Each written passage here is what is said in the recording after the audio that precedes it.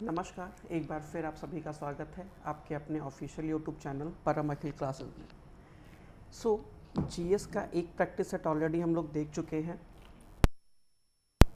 ध्येय का। उसके बाद फिर हम लोगों ने हिंदी का प्रैक्टिस सेट देखा था और अब हम लोग किसका प्रैक्टिस सेट देखने वाले हैं? ध्येय का प्रैक्टिस नंबर सेट 2 हम देखने वाले हैं। देखिए, सबसे खास बात है कि ये हमारा टेस्ट सीरीज 2 है और इसमें हम क्या क्या कवर करने वाले हैं।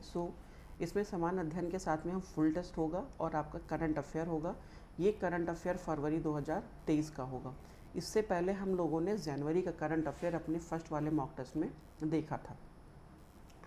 अगर अभी तक आप हमारे चैनल पे नए आए हैं तो आप हमारे चैनल को सब्सक्राइब करके निकलेंगे, क्योंकि यहाँ पर हम लोग आर ओ एंड BEO इन दोनों को हम लोग टारगेटेड कर रहे हैं, जहाँ पर आपको जीएस और हिंदी दोनों का मॉक टेस्ट मिलेगा। अभी तक हम लोग एक जीएस कर चुके हैं और एक हिंदी का कर चुके हैं। वहीं पे अगर मैं जीएस की बात करूँ तो जीएस में हम लोगों ने पीसीएस मंत्रा का किया है और इसी के साथ में हम लोगों ने ध्येय का किया है। 2 टेस्ट जीएस का कर चुके हैं, वहीं पर एक हम लोगों ने हिंदी का कर रखा है। ठीक है, और आज हम लोग प्रैक्टिस नंबर 2 पे स्विच कर रहे हैं। इसका पीडीएफ और इसके लिंक इवन ओवरऑल एनसीईआरटी हम लोगों ने एनसीईआरटी कक्षा 6 से लेकर और 12 तक ये सारी बुक्स आपको हमारे टेलीग्राम चैनल @परम अखिल क्लासेस पे मिल जाएंगी। साथ ही में आपको वहाँ पे जीएस के एंड हिंदी के मॉक क्वेश्चंस भी मिल जाएंगे, प्रैक्टिस सेशंस भी मिल जाएगा और ये ओवरऑल जो एमसीक्यूज हम लोग अभी कर रहे हैं इसका पीडीएफ भी आपको हमारे इसे टेलीग्राम चैनल पर मिल जाएगा। चलिए हम लोग आगे बढ़ते हैं और देखते हैं आज का पहला प्रश्न क्या कह रहा है। भारत में सिविल सेवा के जनक, निम्नलिखित कथनों पे हमें विचार करना है। भारत में सिविल सेवा का जनक, भारत में पुलिस सेवा का जनक और भारत में जिला न्यायाधीश के पद का सृजन के जो उपाधियां हैं सृजन किस गवर्नर जनरल से संबंधित है? लॉर्ड कॉर्नवालिस से है, लॉर्ड हेस्टिंग या वॉरेन हेस्टिंग से है, रॉबर्ट क्लाइव या लॉर्ड वेलेजली से है। आपको पता है कि लॉर्ड कॉर्नवालिस 1786 से लेकर 93 तक भारत का गवर्नर रहा है। ठीक है, और उसने पद एवं योग्यता के आधार पर व्यक्तियों की नियुक्ति की प्रारंभ किया था, जिसमें शासन, न्याय एवं राजस्व व्यवस्था में विभिन्न प्रकार के कई सारे सुधार किए थे। इसका राइट ऑप्शन क्या हो जाएगा? Lord Cornwallis. क्लियर है, Lord Cornwallis is the right option. हम लोग आगे बढ़ते हैं क्वेश्चन नंबर 2 पे। निम्नलिखित में से कौन से वे प्रमुख व्यक्ति थे जो स्वतंत्रता आंदोलन की अवधि में भारत से बाहर विविध देशों में काम कर रहे थे? मैडम भीखाजी कामा, एस वराकतुल्ला, VVS अय्यर या MN रॉय। ऑप्शन के तौर पर 1, 2, 3, 2, 3, 4, 1, 3, 4 एवं उपरोक्त में से सभी। मेरे दोस्त D is the right option है। इसमें से वो सारे व्यक्ति थे जो भारत के बाहर रह करके काम किए हैं। क्वेश्चन नंबर 3, भगत सिंह सुखदेव राजगुरु को किस षड्यंत्र के मामले में फांसी की सजा सुनाई गई थी? लाहौर षड्यंत्र केस, काकोरी षड्यंत्र केस, हावड़ा षड्यंत्र केस या दिल्ली षड्यंत्र केस? अगर आपने हमारा क्वेश्चन मॉक टेस्ट फर्स्ट वाला देखा होगा तो वहाँ पे हमने सारे षड्यंत्र केस के आपको डेप्थ में जाकर डिस्कशन किया था। अगर मैं बात करूँ क्वेश्चन नंबर 3 की, तो लाहौर षड्यंत्र केस के तहत भगत सिंह सुखदेव एवं राजगुरु को फांसी की सज़ा सुनाई गई थी, जिसमें अगर आप थोड़ा सा और गौर करेंगे, जहाँ पे मैं आपसे बात करूँ तो केंद्रीय असेंबली बम कांड एवं क्या कहते हैं सैंडर्स की हत्याकांड के मामले में शामिल अभियुक्त के तौर पर यहाँ पे मुकदमा चलाया गया था, जहाँ पर भगत सिंह सुखदेव एवं राजगुरु को लाहौर षड्यंत्र केस के तहत फांसी दी गई थी। इसी में आप देखेंगे एक जो विशेष प्रकार का ट्रिब्यूनल ने अक्टूबर 1930 में इन तीनों को फांसी की सजा सुनाई थी। ठीक है, राइट ऑप्शन क्या हो जाएगा आपका? लाहौर षड्यंत्र case. Jallianwala, question number 4, Jallianwala हत्याकांड के विरोध स्वरूप रविंद्रनाथ टैगोर द्वारा अपनी किस पदवी का परित्याग किया गया था? सर का या नाइटहुड, कैसर हिंद या लॉर्ड का? तो जलियांवाला बाग हत्याकांड के विरोध में रविंद्रनाथ टैगोर ने अपने नाइटहुड की उपाधि को त्यागा था। क्लियर है। साथ ही में 13 अप्रैल 1919 को जलियांवाला बाग हत्या कांड हुआ था। क्लियर? 13 अप्रैल 1919 वाला जलियांवाला बाग हत्या कांड हुआ है। वहीं पे अगर मैं बात करूं एस जयशंकर या जयशंकर नायर की, तो जयशंकर नायर ने गवर्नर जनरल की कार्यकारी परिषद से भी अपना त्यागपत्र दिया था। ठीक, क्वेश्चन नंबर, ये भी बहुत इंपॉर्टेंट है। शंकर नायर, आप यही याद रखिएगा, शंकर नायर। ठीक, ये वो व्यक्ति थे जिन्होंने गवर्नर जनरल की कार्यकारी की परिषद से अपना इस्तीफा दिया था, त्यागपत्र दिया था। क्वेश्चन नंबर 5, निम्नलिखित वेदों में से किस एक की रचना उत्तर वैदिक काल में नहीं हुई है? सामवेद, यजुर्वेद, ऋग्वेद या अथर्ववेद? तो आपको पता है कि 3 वेदों को हम त्रिवेद के तौर पर जानते हैं, ऋग्वेद, सामवेद, यजुर्वेद। वहीं पे आप देखिए थोड़ा सा और अगर क्लियर देखेंगे तो इसमें से जो आपका कौन सा उत्तर वैदिक काल का नहीं है, तो ऋग्वेद एक अलग माना जाता है और सामवेद, यजुर्वेद और अथर्ववेद को हम लोग उत्तर वैदिक काल के तौर पर देखते हैं। वहीं पर अगर आप थोड़ा सा और गौर करेंगे तो वर्ण शब्द का पहली बार उल्लेख भी यहीं पर मिलता है। लिहाजा यजुर्वेद, सामवेद, अथर्ववेद की जो रचना हुई है ये उत्तर वैदिक काल में हुई है। So C is the right option. ठीक है, पहला वेद भी कौन सा माना जाता है? ऋग्वेद माना जाता है। क्लियर?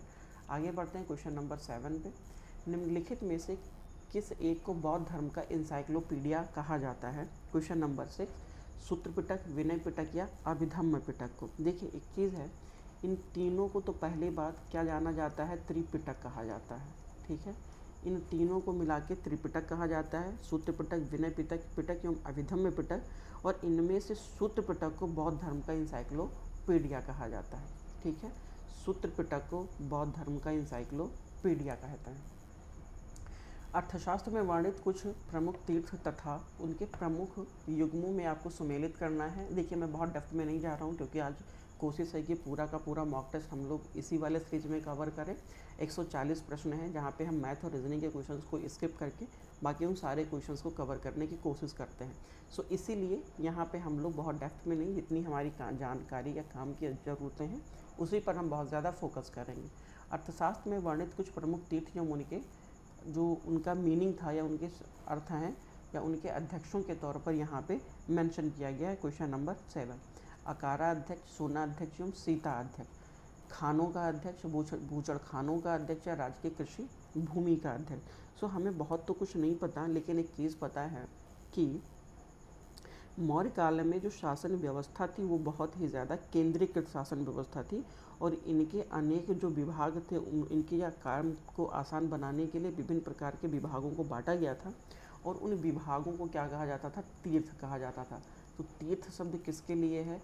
आज के विभाग के लिए। जैसे हम लोग वित्त मंत्रालय देखते हैं, गृह मंत्रालय देखते हैं, विदेश मंत्रालय, रक्षा मंत्रालय देखते हैं, उसी प्रकार उस समय भी ये चीज़ें हुआ करती थी। सो मेरे दोस्त, अर्थव्यवस्था में वर्णित इसमें से कौन से वो सारे के सारे विकल्प सही हैं। जो अकारा अध्यक्ष होता है वह खान का अध्यक्ष है, सोना अध्यक्ष बूचड़ खाने का अध्यक्ष है और सीता अध्यक्ष जो राज्य की कृषि होती थी उसका स्वामी या उसका अध्यक्ष माना जाता था। स्वामी तो राजा ही होता था, उसका अध्यक्ष होता था। क्वेश्चन नंबर 8, निम्नलिखित घटनाओं में से कौन सी एक घटना कालक्रम के अनुसार अंतिम स्थान है या उनका सबसे लास्ट में हुआ है? सती प्रथा का प्रतिबंध, रोलेट एक्ट, चासवो डिस्पैच और वर्नाकुलर प्रेस एक्ट। देखिए अगर सती प्रथा के अंत की मैं बात करूं तो 1829 में सती प्रथा का अंत राजा राम मोहन राय के प्रयासों के द्वारा लॉर्ड विलियम बेंटिंग के माध्यम से किया गया था। वहीं पर रोलेट एक्ट की बात करूं तो रोलेट एक्ट 1919 में आया है, चासवुड डिस्पैच 1854 में आया है और वर्नाकुलर प्रेस एक्ट कहाँ पर आया है? ये आया है 1878 में।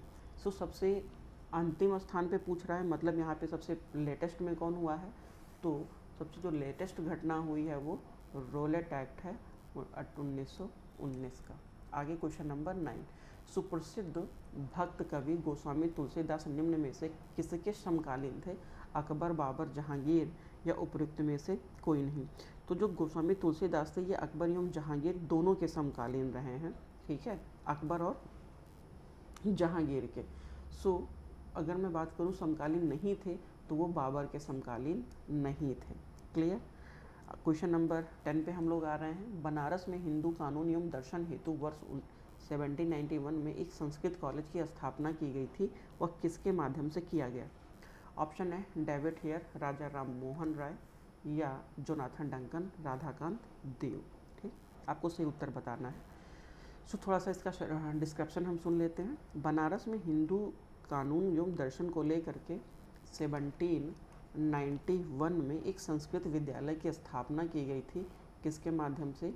जोनाथन डंकन के माध्यम से।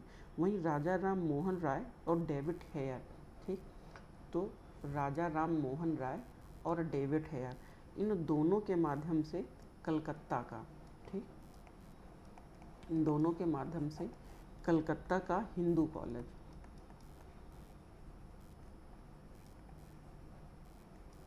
कलकत्ता का हिंदू कॉलेज की स्थापना की गई थी। क्लियर है? आगे बढ़ते हैं। क्वेश्चन नंबर 11, कन्नौज राजधानी थी देवगिरी के यादव शासकों की, परमार शासकों की, मैत्रक शासकों की और मौखरी वंश की।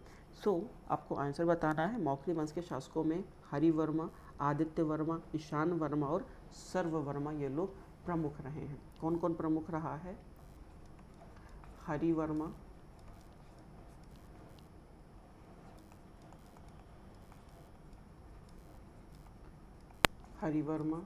आदित्य वर्मा,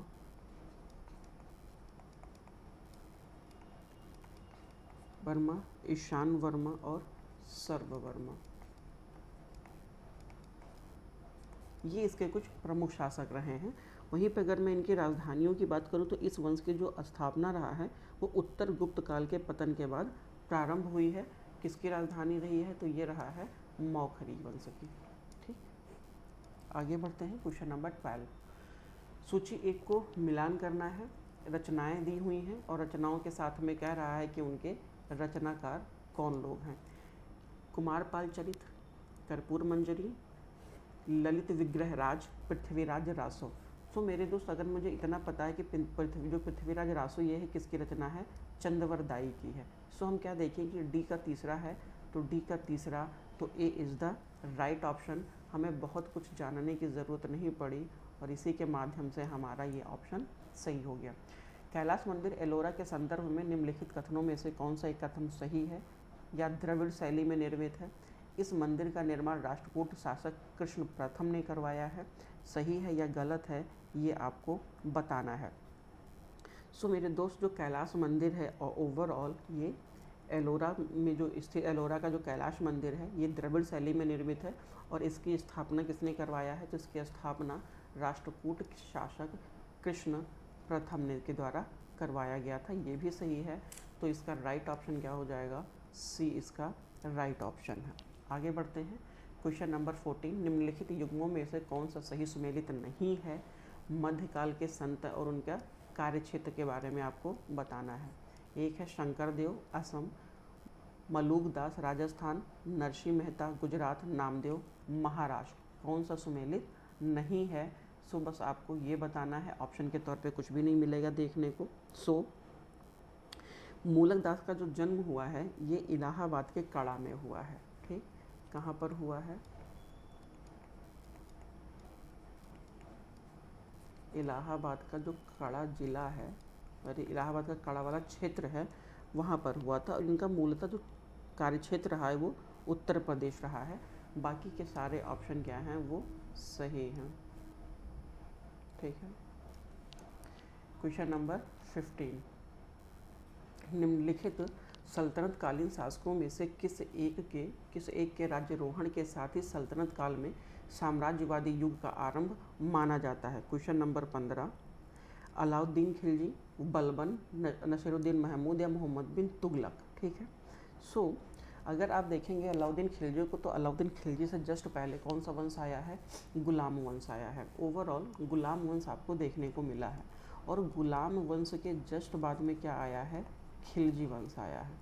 गुलामों में बहुत ज़्यादा काय तो नहीं हुआ, बट हाँ गुलाम वंश में इल्तुतमिश को आप ले लीजिए, बलबन को ले लीजिए, इन लोगों ने बहुत अच्छा काम किया।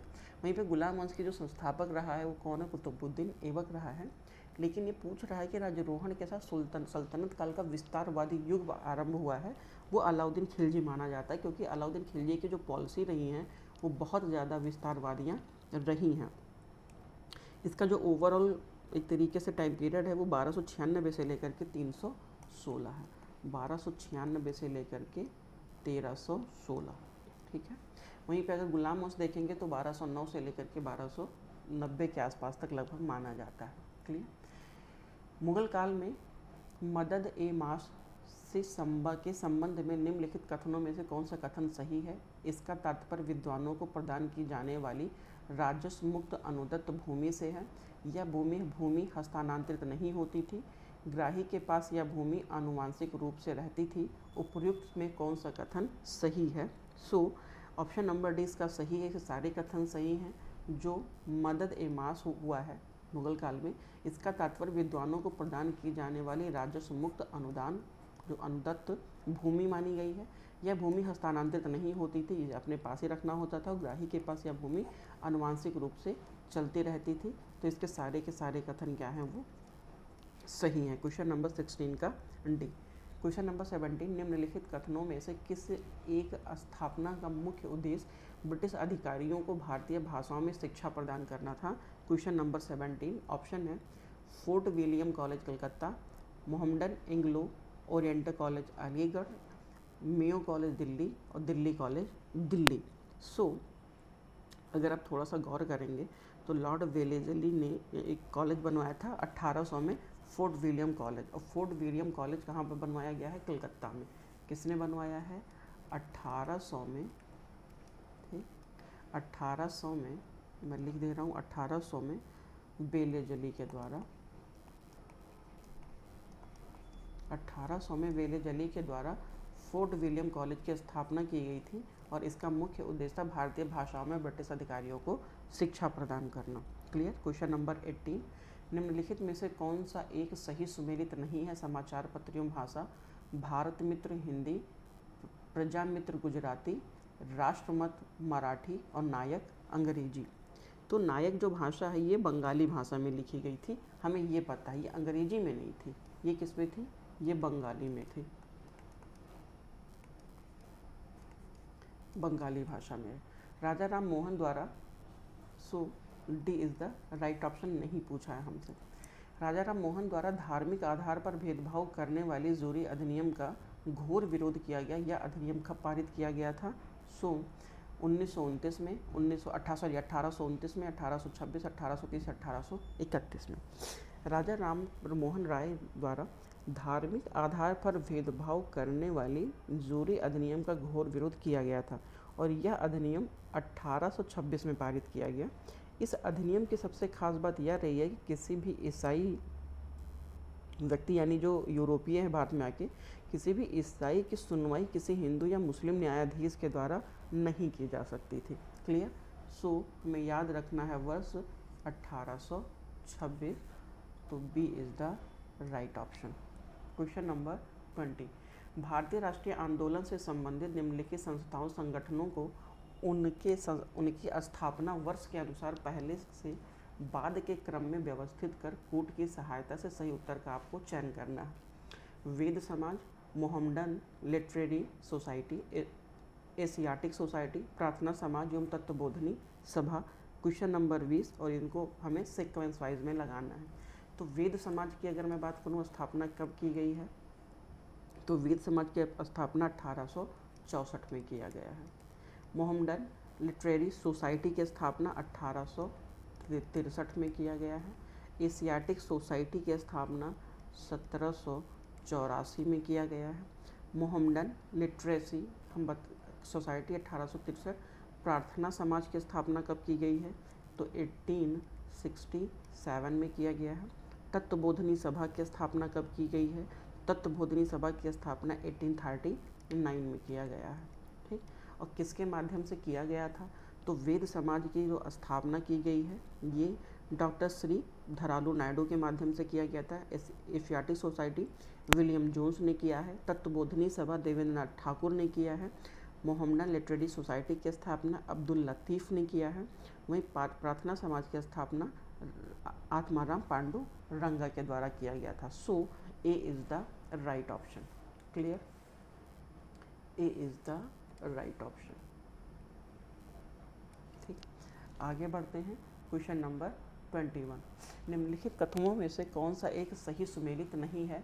विदेशी यात्री और शासक, अल मसूदी महिपाल प्रथम, Ralph Fitch Akbar, Domingo Paes Achyut Dev Raya और फ्रांसिस्को पिलशार्ट जहांगीर के शासनकाल में, ये हमें बताना है।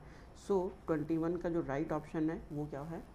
नहीं है, वो है हमारा सी डोमिंगो पायस। ये अच्युत देव राय के शासनकाल पे नहीं आया है, यह एक पुर्तगाली था और यह विजयनगर साम्राज्य के शासक कृष्णदेव राय के शासनकाल में आया है। क्या हो गया भाई?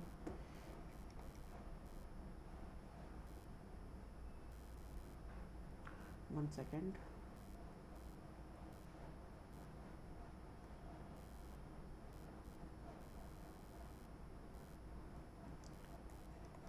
कृष्ण देव राय के शासनकाल में आया है।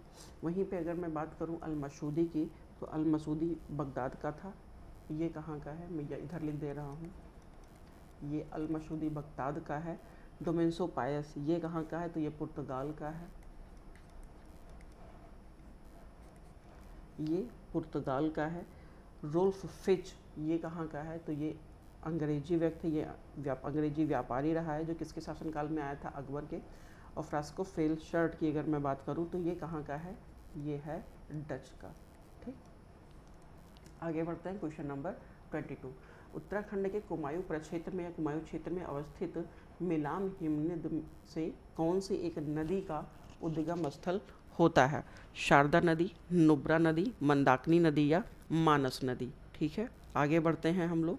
ऑप्शन के तौर पर आपको बताना है कि इनमें से कौन सा ऑप्शन सही है। तो उत्तराखंड के कुमायूं वाले क्षेत्र की मैं बात करूं तो शारदा नदी या काली नदी का उद्गम स्थल माना जाता है। क्लियर? जो नुब्रा घाटी है उसका उद्गम स्थल कहाँ है? सियाचिन ग्लेशियर है। ये भी हमें थोड़ा सा जानना चाहिए क्योंकि ये भी कई बार पूछा गया है।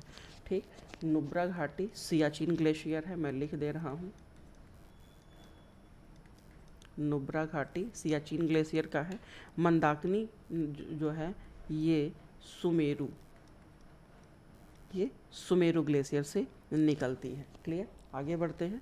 क्वेश्चन नंबर 23 कह रहा है निम्नलिखित कथनों पर आपको विचार करना है और सही कथन की पहचान करनी है। दंडक्रैन पठार भारत के मध्यवर्ती भाग में स्थित है। मेघालय का पठार प्रायद्वीपीय पठार का विस्तार है। मालवा का पठार नर्मदा नदी के उत्तर में स्थित है, या इसके सभी कथन सही हैं।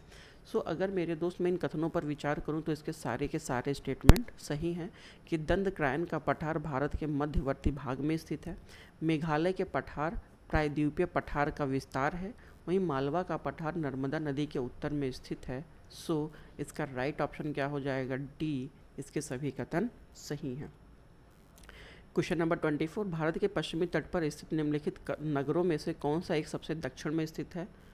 नागरकोइल, कन्नूर, जंजीरा या सिंधु दुर्ग।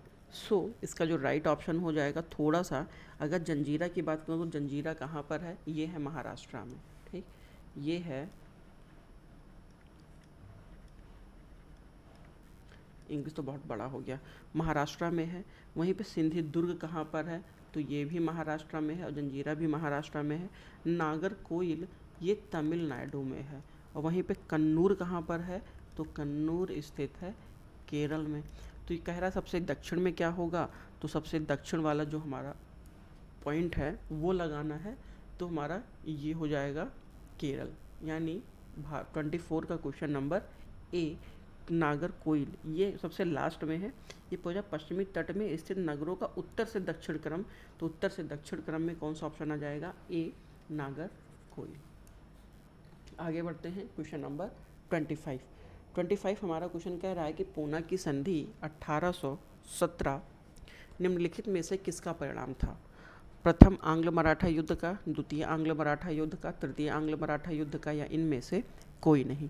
सो तृतीय आंग्ल मराठा युद्ध हुआ ये 1817 से लेकर के और 1818 के आसपास हुआ है। ठीक है, वहीं पे लॉर्ड हेस्टिंग के शासनकाल में हुआ था तृतीय आंग्ल मराठा युद्ध। सो इसका जो राइट ऑप्शन है वो तृतीय आंग्ल मराठा युद्ध 1817 और 1818 में लड़ा गया लॉर्ड हेस्टिंग के द्वारा। लॉर्ड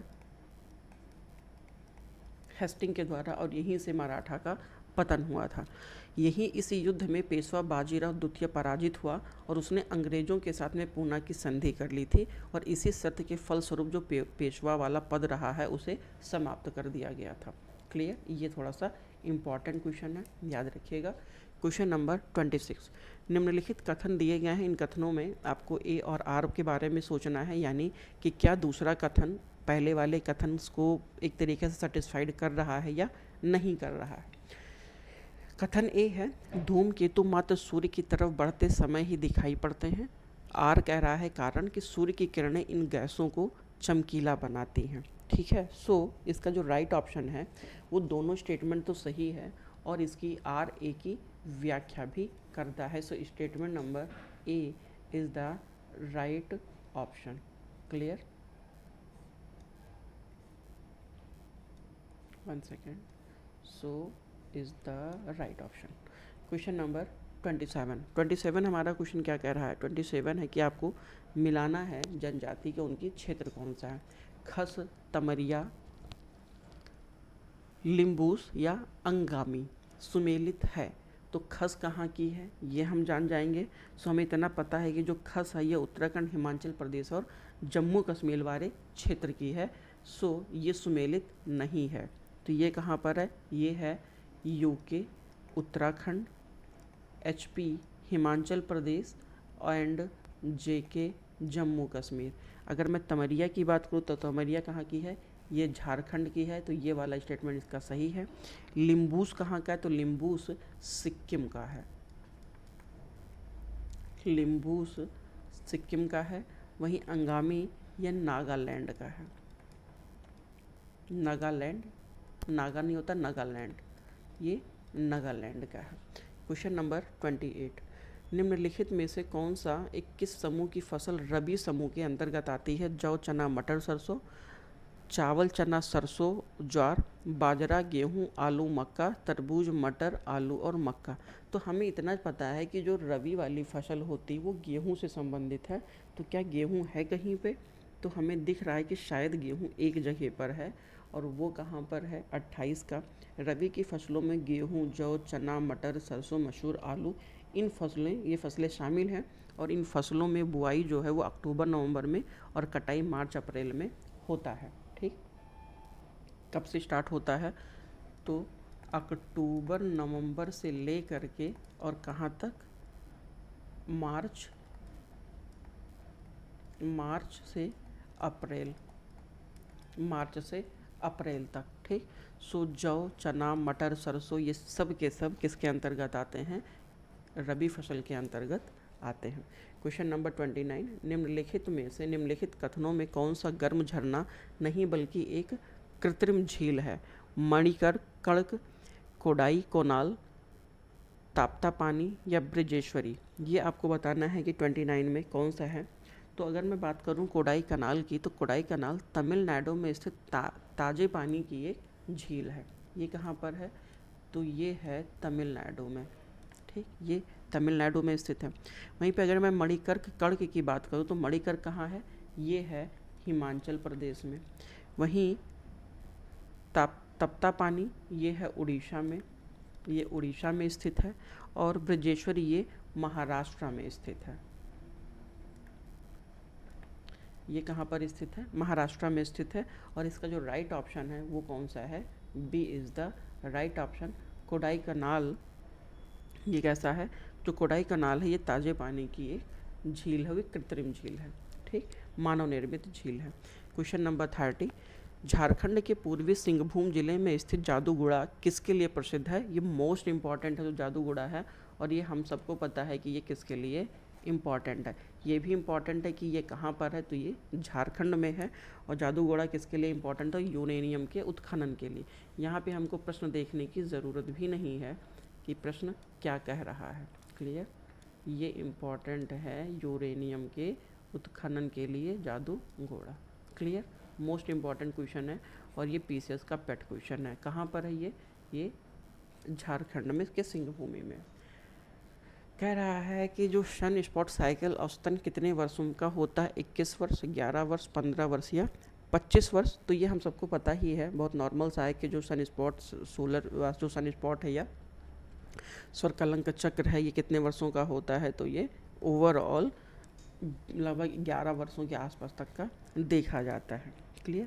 क्वेश्चन नंबर 32 कह रहा है हमारा कि निम्नलिखित जलधाराओं में कौन सी प्रशांत महासागर की जलधारा से संबंधित है? कनारी, फॉकलैंड, हम्बोल्ट और लेब्राडोर। सो कनारी जलधारा, और मैं बात करूं तो लेब्राडोर की जलधारा, इसी के साथ में फॉकलैंड की जलधारा, ये सारी जलधाराएं किससे संबंधित हैं? कोई मुझे बता सकता है? तो मैं आपको बता सकता हूं कि हम्बोल्ट की जलधारा को पेरू की जलधारा के नाम से भी जाना जाता है, और ये कहाँ पर है? तो ये साउथ प्रशांत या दक्षिणी प्रशांत महासागर में स्थित है। So C is the right option, C is the right option. वहीं पे अगर मैं बात करूं कि फॉकलैंड, कनारी या लेब्राडोर, ये सब के सब अटलांटिक महासागर की हैं। कहाँ की हैं? अटलांटिक की है। कनारी, फॉकलैंड और लेब्राडोर ये अटलांटिक की हैं। ठीक, ये अटलांटिक महासागर की जलधाराएं हैं। क्वेश्चन नंबर 33, निम्नलिखित में से किस देश से होकर मकर रेखा नहीं गुजरती? बोल्विया, नामीबिया, चिली या मेडागास्कर। क्वेश्चन नंबर 33, मकर रेखा निम्नलिखित अगर मैं देशों की बात करूं तो गुजर, जिसमें से ब्राज़ील है, पराग्वे है, अर्जेंटीना, चिली है, बोत्सवाना है, ऑस्ट्रेलिया, मेडागास्कर, मोजाम्बिक, अफ्रीका जो साउथ वाला अफ्रीका है वो, और टोंगा और नामीबिया, इन देशों से ये गुजरती है। सो बोल्विया से मकर रेखा नहीं गुजरती। तो क्वेश्चन नंबर ए। देखिए, अगर मैं पूरे पृथ्वी की बात करूं तो एक हमारी जो डिग्री है 0 डिग्री से गुजरती है। ठीक, एक जो है हमारे ये 23.5 डिग्री साउथ से गुजरती है, और एक हमारी जो रेखा है ये 23.5 डिग्री नॉर्थ से गुजरती है। तो जो 23.5 डिग्री साउथ है इसी को हम मकर रेखा बोलते हैं, 23.5 डिग्री नॉर्थ को हम कर्क रेखा बोलते हैं, और 0 डिग्री को हम विषुवत रेखा के नाम से जानते हैं। क्वेश्चन नंबर 34, भूकंप का सर्वप्रथम जहां उद्भव होता है उसे अधिकेंद्र कहते हैं। भूकंपीय तरंगों को जहां सर्वप्रथम रिकॉर्ड किया जाता है उसे भूकंप मूल कहते हैं। सो ये दोनों कथन मेरे दोस्त क्या है? असत्य है। निम्नलिखित में से क्यों? क्योंकि ये ओवरऑल उलट दिया गया है। भूकंप का सर्वप्रथम जहां उद्भव होता है उसे भूकंप मूल कहते हैं। ठीक, तो ये वाला स्टेटमेंट क्या होगा? ये वाला ये हो जाएगा भूकंप मूल। और भूकंपीय तरंगों को जहाँ सर्वप्रथम रिकॉर्ड किया जाता है उसे अधिकेंद्र कहते हैं। तो इसका जो हो जाएगा वो क्या होगा? वो हो जाएगा अधिकेंद्र। क्या पूछ रहा है? कौन सा कथन असत्य है? तो स्टेटमेंट सी, ए और दोनों कथन इसका असत्य है।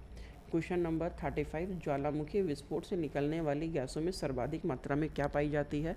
जलवाष्प, हीलियम, CO2 या नाइट्रोजन। सो ये बहुत एक जनरल सा क्वेश्चन है कि ज्वालामुखी विस्फोट पे निकलने में जो सर्वाधिक मात्रा में क्या होती है? जलवाष्प होती है। इसी के अलावा क्या फिर क्या होगा? कार्बन डाइऑक्साइड, सल्फर डाइऑक्साइड और नाइट्रोजन गैस होती है। तो जलवाष्प है कहीं पे? सो जलवाष्प सबसे ज़्यादा मात्रा में पाई जाती है। क्लियर। सो पेन कहाँ गया? जल वाष्प। क्वेश्चन नंबर 36, विचार करें। चलिए करते हैं विचार। एटलस पर्वत, ओकावांगो द्रोणी, एविसिनिया का पठार, उत्तर दक्षिणी अमेरिका, दक्षिण पश्चिमी अफ्रीका या पूर्वी अफ्रीका, कौन सा इसमें से सुमेलित है ये हमें बताना है। क्वेश्चन नंबर 36 और 36 में दिए हुए जितने भी विकल्प हैं वो सारे के सारे विकल्प क्या हैं? सुमेलित हैं। ठीक, एटलस पर्वत कहाँ पर है? तो उत्तर दक्षिणी अमेरिका वाले रीजन्स में देखने